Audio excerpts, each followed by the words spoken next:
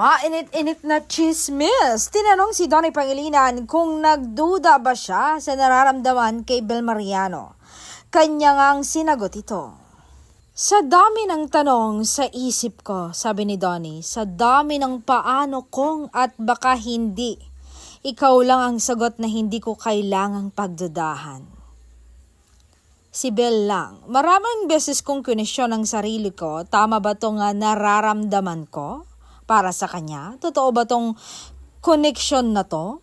Worth it ba to? Ang lahat ng to? Pero sa tuwing napapaisip ako kung susuko na ba ako, ikaw ang bumabalik sa puso ko.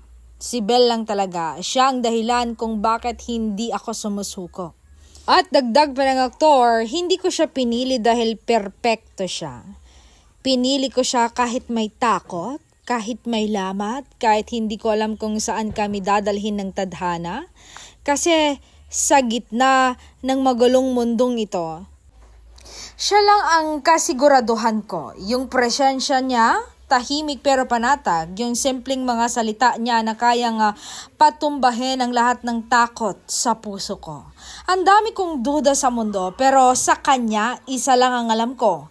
Siya ang totoo at kahit magulo na ang lahat, basta siya ang kasama ko, handa akong sumugal.